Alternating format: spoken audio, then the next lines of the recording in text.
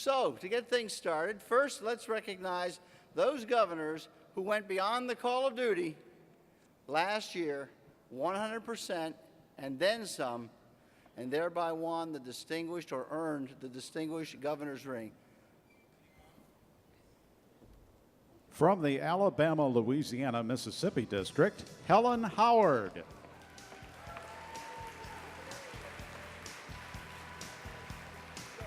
From the California South District, Charles Pease.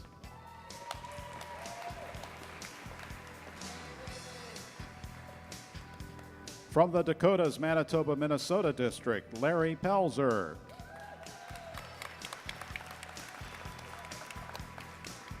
From the Iowa District, Jerry Barnett.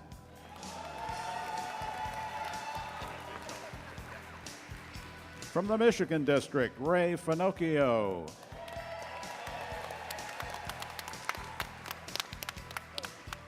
From the Nebraska District, Dick Rash.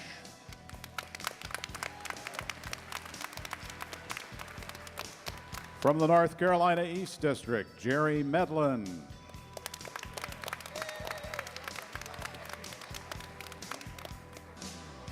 From North Carolina West, Kathy Howard.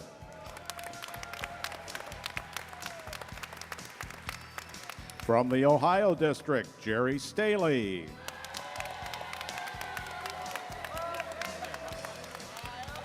From the Oklahoma District, Judy Evans.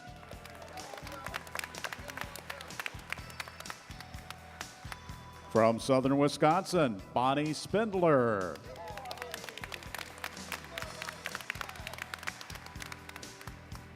From Southwestern Ontario, Bruce Cox.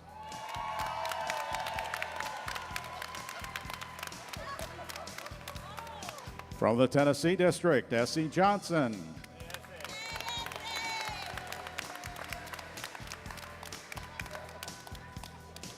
And from the Wisconsin North Upper Michigan District, Sue Van Drieser.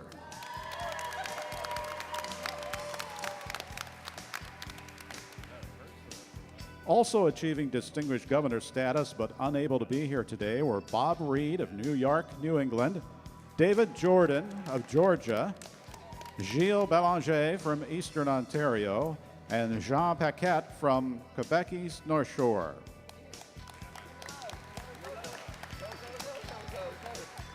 Three governors received additional honors for their work in specific areas. For membership, Charles Pease of California South.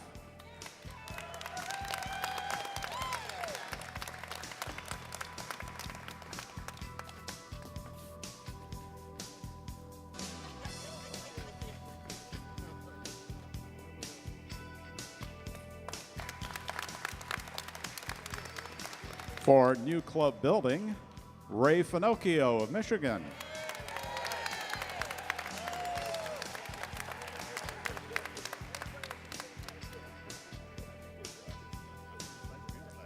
And for honor clubs, Jerry Barnett of Iowa.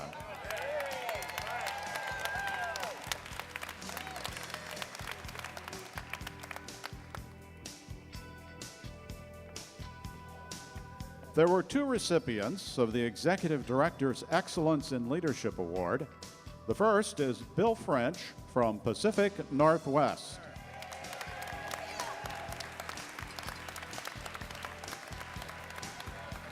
And unable to be here today was Ann Donkers from Central Ontario. A special incentive for the governors to finish the year strong was called the Race to the Finish. The bronze level winners were Judy Evans from Oklahoma,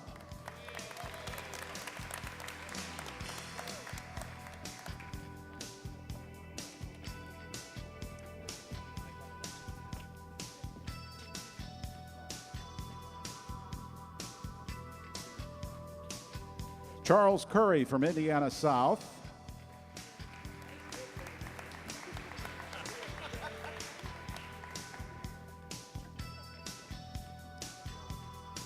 Jerry Staley from Ohio,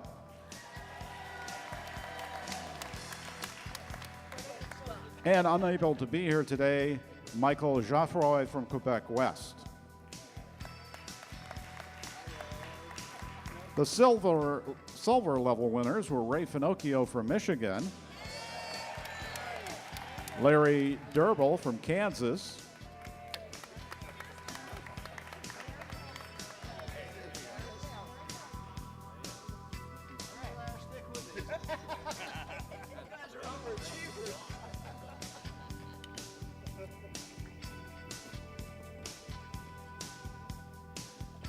Larry Pelzer from DMM,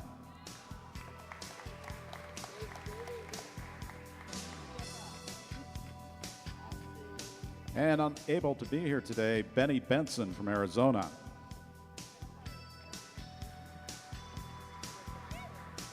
The gold level winners were David Mojica from North Texas, and accepting the award for David is Patsy Garner.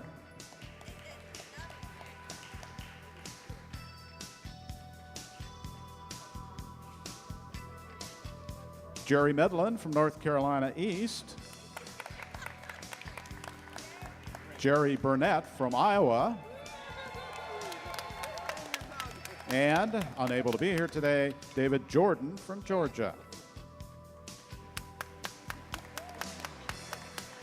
4 of the international vice presidents for 2011-2012 have also been honored for their leadership roles. The award for the highest percentage of distinguished districts among all regions goes to Judy Boyd of the Great Plains region.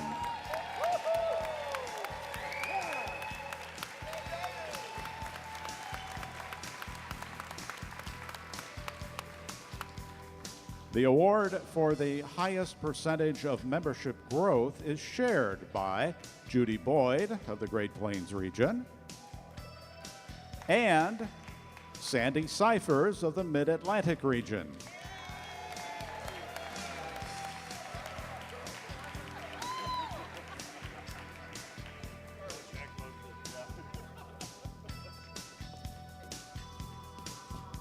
And the award for the highest number of clubs built in a region goes to Dwight Phillips of the Northeast and Great Lakes region.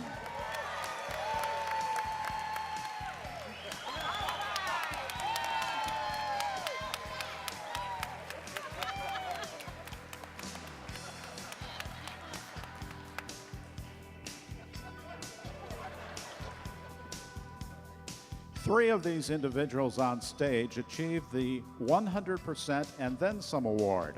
This award went to the governors and vice presidents who met certain requirements that showed a 100% effort and then some.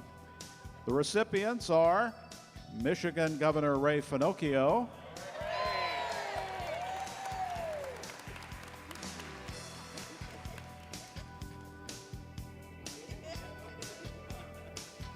Vice President Dwight Phillips,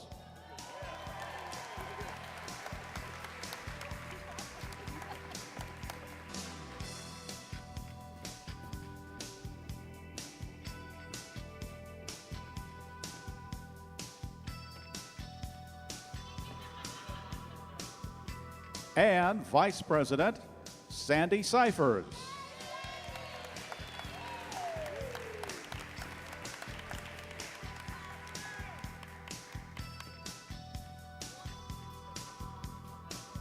Ladies and gentlemen, these are the top district and regional leaders for 2011-2012. Let's give them another round of applause.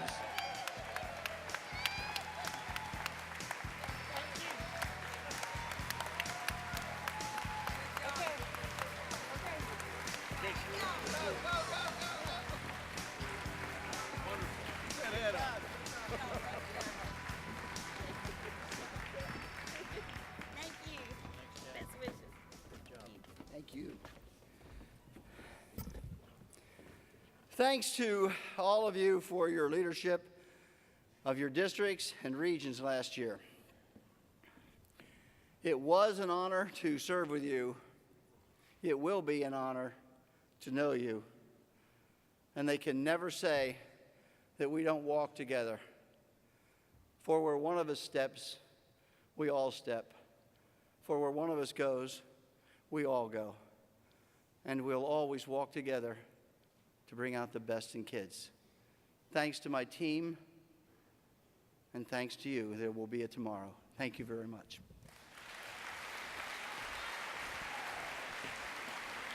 And now, please welcome the chair of the International Leadership Development Committee and the newly elected International President-elect, Ken Garner.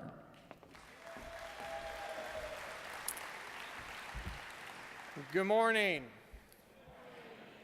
It is with great regret and after much consideration that I have to inform this committee that we have less than 30 PGI 10 recipients this year. But that was the joke. Anyway, every optimist is eligible and welcome to participate in Personal Growth and Involvement Program, commonly known as PGI. It is a self-motivated and self-directed program that brings many personal benefits to an optimist. There are 10 levels of achievement in this program, and in achieving the level 10 status is a true indicator of an optimist's character. Plus, it holds to the tenet of the Optimist Creed that directs us to give so much time to the improvement of ourselves that we have no time to criticize others. I'd like to ask President St. Ange to join me on stage at this time to greet our newest PGI Level 10 achievers.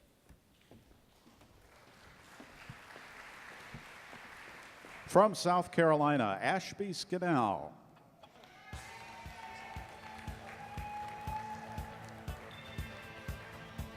From North Florida, Vi Hayworth. From Arkansas, Chris Black. Also from Arkansas, Sue Barton. From Quebec West, Yvonne Ricard. From Kansas, Dale Fox. From Atlantic Central, Lou Drummond. Also from Atlantic Central, Bill Drummond. From South Carolina, Tom Wesley.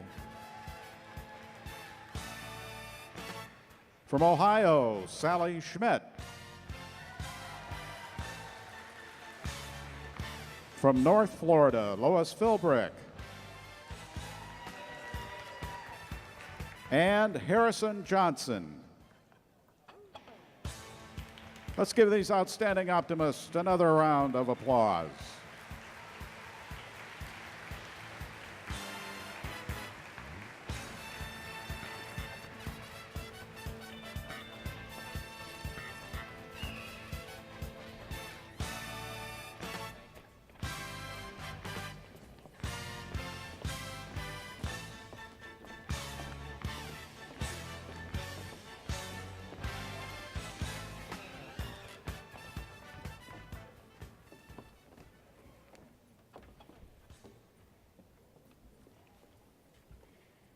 The Leadership Development Committee this year was honored to work together with the Candidate Qualifications Committee and to do something that we've never really done before, but to actually work together. The committee consisted of 5 people, including myself, also Gaetan Globinski, past International Vice Presidents Paula Reiling, Nick Prilliman, and Paula Reiling, Nick Prilliman, and Mark Weinsoff. And we had the privilege of having past International President Ronnie Dunn, who also served as the chair of the Candidate Qualification Committee, on our committee as well. In the course of this, some of the things that came up was the need to develop new leaders. And out of this, a new Optimist program, the Optimist Leadership Academy, OLA, or otherwise known as OLA, or Ola, Ola, Ola, Ola, Ola, Ola. The first program with its own song was developed by both the Leadership Development Committee and the Candidates Qualifications Committee in response to this need to address new leaders. The Academy Conference lasts a full day, and sessions center on the primary traits that the Candidate Qualifications Committee looks for in identifying international leaders. These traits include communication, speaking ability, motivational ability, diplomacy, intelligence, vision, availability, image, performance, health, integrity, and dependability. How they got me, I don't know. Applicants for the Academy, though, are chosen from past Distinguished Club presidents who have not yet served as the governor or governor-elect. Applicants are also chosen from recommendations by other leaders within the organization. Each applicant is then asked to submit a written response to the committee that explains what that candidate believes makes a good leader and what their own personal strengths and weaknesses are. The first class of the Optimist Leadership Academy will be meeting tomorrow, Sunday, following this convention. And at this time, let's welcome those individuals who have been chosen to participate in this first Academy class.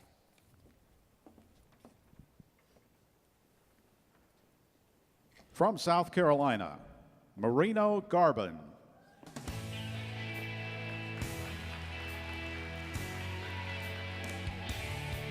From Michigan, Elaine Lyon.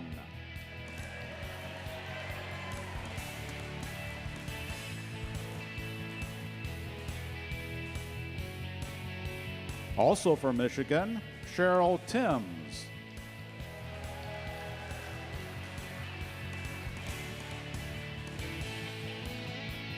Also from Michigan, Deborah Berry.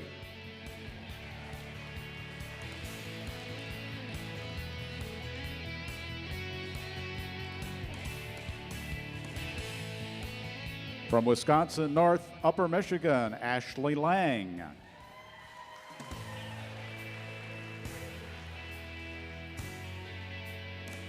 And from North Florida, Patricia Volpe.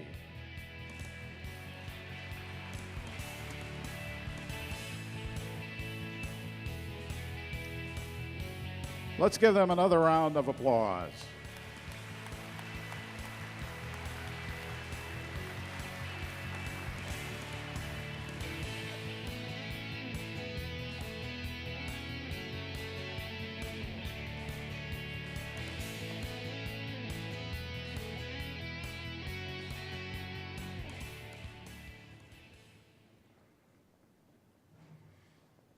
Our next item of business is voting on the proposed amendments to the international bylaws.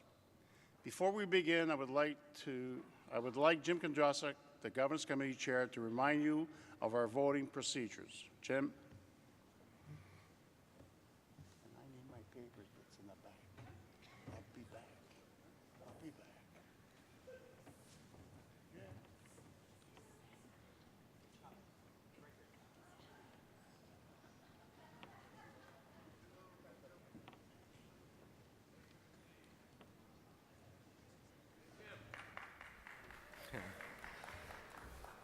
Any Optimist Clubber may speak at their microphones marked either pro or con, but only an accredited delegate may make a motion or second a motion or cast a ballot.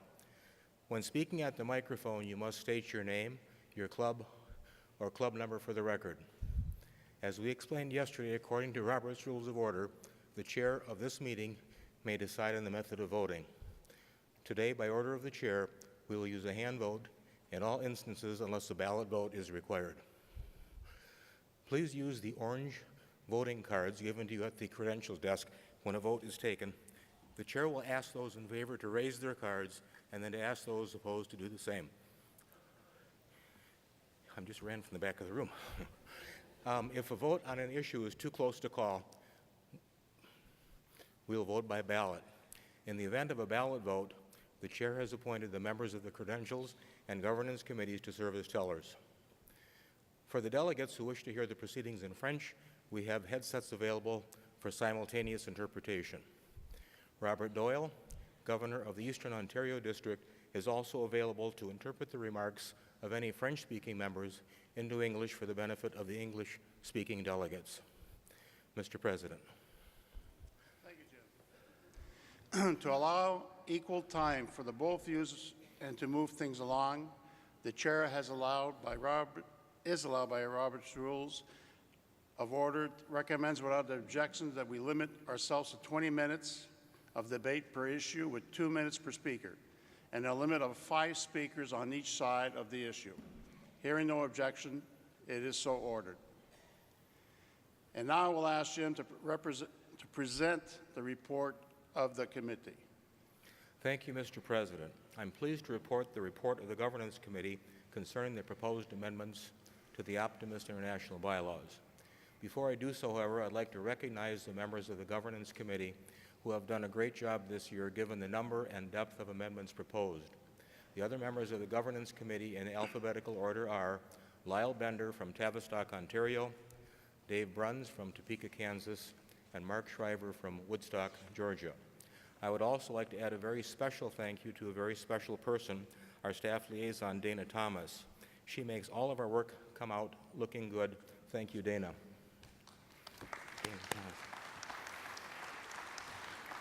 Also, it's important for the delegates to understand the primary role of the Governance Committee for the International Convention as it relates to the bylaws. It is primarily threefold. Number one, draft any bylaw amendments as directed by the Board of Directors. Number two, receive all bylaw proposals for clubs for review for possible conflicts with state laws and regulations and with consistency and appropriateness to other sections of the bylaws of Optimist International and present its findings to the International Board. And number three, present the bylaw proposals to the delegates. Let me continue with the governance report. The complete wording for the proposed changes and an explanation of the rationale for the changes has been printed and given to you at the credentials desk. As stated in our bylaws, only the Optimist International Board of Directors and member clubs in good standing may propose amendments. The Governance Committee is required to bring all properly submitted amendment proposals to the delegates. Issue number one has been submitted by the International Board of Directors and proposes changes that would allow the online election of international officers. Is there any discussion?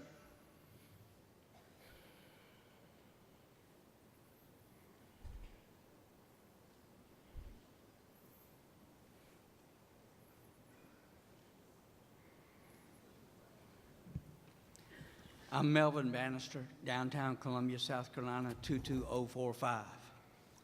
For more than 90 years now, our members and delegates have appeared at international conventions and have gotten to know the officers and candidates for the offices of President-elect, Vice President-elect, and board members. And I believe we have elected a great group of international presidents and international officers, current officers and board of directors included. So for that reason, and the reason that we would not get to know the candidates and where they would stand on certain issues if we were doing it solely by internet voting prior to the convention, I stand opposed to this resolution to change the bylaws. Another reason that I'm opposed to this is that there hasn't been any mention of how much money it's going to cost us to put this change into effect. I know it would cost substantially to encrypt all our information so that we could get, a proper vote. In 2010, there was an attempt to do internet voting in D.C. That was destroyed basically within 36 hours by a group from the University of Michigan that changed votes and basically destroyed the concept, all while playing the University of Michigan fight song. Thank you. The chair recognizes the individual at the pro mic. Marino Garbin, Club 22117, Grand Strand, Myrtle Beach. And unfortunately, I am stand opposed to my governor. Mr. President, International Board, and fellow optimist, last year I stood in Milwaukee and I opposed such a similar change. Boy, was I wrong. In this age of text, tweets, and Facebook, we need to move forward and reach out to the very people that we are trying to attract. Today's young executive doesn't have the time to take 5 days off to come to convention and represent their club. Boy, I wish they did. Forget the mistakes of the past and press on to the greater achievements of the future does not only address the subject of forgiveness, but it also addresses the subject of our own willingness to change. We need to engage all of our members. I ask this voting body to approve this change and to support future changes of this kind to make all voting more accessible. Thank you. We will now go to the con mic. Dick Fay, Optimist Club of Fort Worth, club number 38170. The problem with this proposal is that if you're doing online voting, you can't tell the candidates apart. We have 50 districts. Everybody who runs for office has been a governor or distinguished governor. It's a long list of other positions that they have participated in. And there's just no basis when you look at just the written publicity for making a choice. The unintended consequences of this proposal will be that all members will be absolutely inundated with emails. We got several emails from some of the candidates for this election. I was surprised to see that when I voted today, 2 of the 3 that were nominated were people who had sent out the emails. So in the future, this contest is going to be entirely by email, and as the gentleman said, when you come here and you meet the candidates, you can hear them speak, you can make an educated judgment as to which you think is the best qualified. When you get emails from people who you don't know, whose record looks quite similar to the record of everybody else, there's no way for you to make an educated choice. So for that reason, I am against going to online voting. It is much better to have a smaller audience who's met the candidates and who understood the issues, make the decision as to who to elect to the board and to officer positions. Thank you. I'll now recognize the pro mic. Mary Hellman, Ochoa Optimist Club of South Tucson, club number 31194. Fellow optimists and elitists that represent less than 2% of our population of optimists here today, representing less than 25% of our clubs here today. I think it's about time we get the rest of our organization the opportunity to speak for our organization and choose its leadership. Although I don't think this proposal is exactly perfect, my God, is it a step in the right direction. With the possibilities that we have with streaming, which we've done for many years now, our foundation has elected their new officers with online voting for many years now. I would like to see it in the future where, yes, we're streaming it live and everybody at home and here is sitting in their seat and pressing a button and voting and not having to get up and fill in a ballot. We have that technology, and it's not going to cost much more since we're already doing the streaming and everything else, and the foundation has shown that it can be done. It's about time we give everybody a voice, and I hope that you vote for it. We will now recognize the con mic. Ramona Allen Ramsey, District 03, Club 435. I stand opposed to this and just want to share some information. I was a member of an organization that had been in existence since 1919. We did open this up to our members to have it done, and it did work as far as voting, but the impact that it put on our organization as far as costs, as the attendance of the conferences dropped because the presidents and governors and stuff could vote and didn't have to come to the convention to cast that vote and do that duty, so they no longer came. They weren't supported financially. And we went bankrupt within 2 to 3 years after being in existence that long. The financial impact could be great, and unless you have it in place where your contracts with the hotels for conventions over the next so many years will let you out, we had to pay penalties, and that's what ran us bankrupt. We still have our foundation, but we no longer have the organization.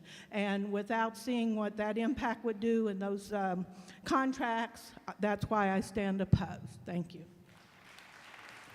We'll now recognize the pro mic.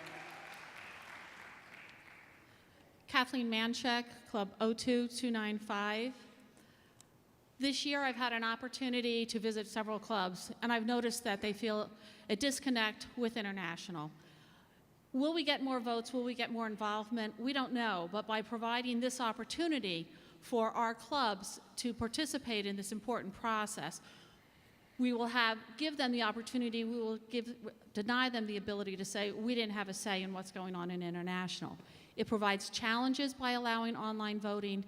It provides a challenge to how do we get people to come to international conventions. The board will now need to find a way to provide education and a reason for me to come, but it will also engage our clubs and give them an opportunity to be involved with an important part of international. Thank you. We will now go to the con mic.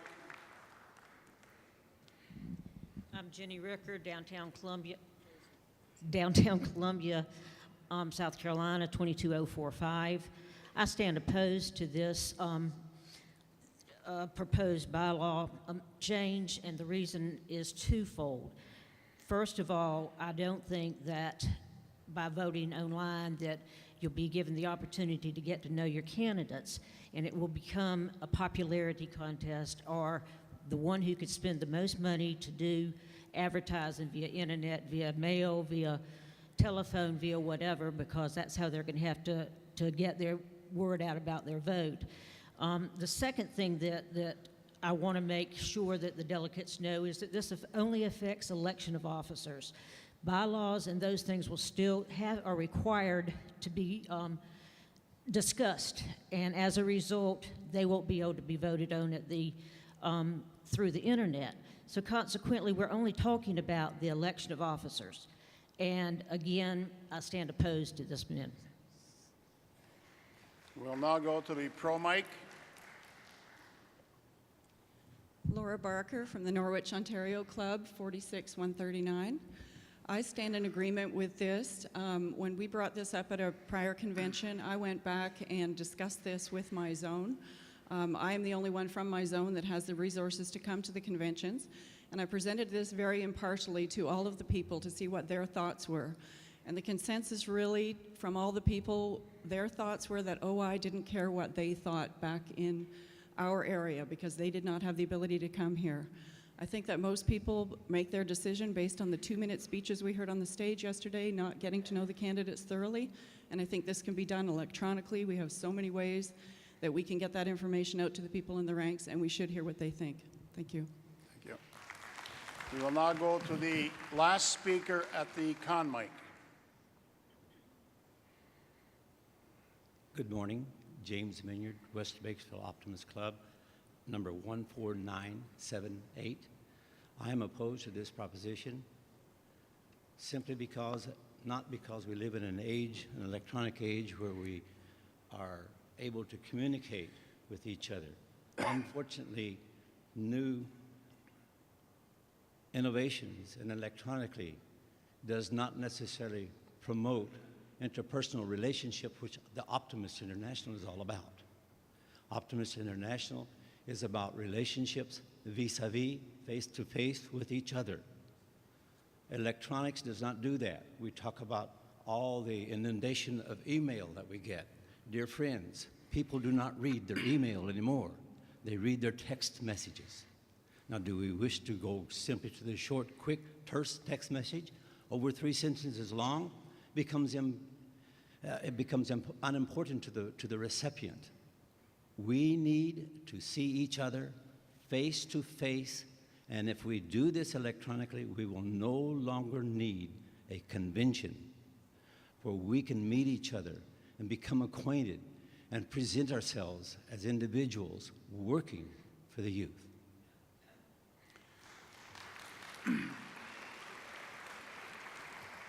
Do we have another speaker at the pro? Yes, we do. Don Keating, St. Andrews Club in South Carolina, 22155, member number 0031. I've watched folks come up here to speak at this mic, and there wasn't any gray hair among any of them at this mic. And so I came up here to represent some of the older folks and say that it's time we opened our minds and looked at the way it can be done. The technology is here. The technology is here. I too like to speak to people in person and get to know them personally, but with the electronic capability we have now of Skype and all the other things that folks kind of poo-poo, it works. Give it a chance. Thank you. This concludes the debate of the first item. I would like for you to pull out your orange cards. All those in favor of the motion, raise your cards.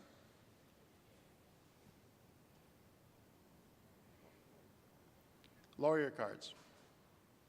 All those opposed to the motion, raise your cards. Motion passed.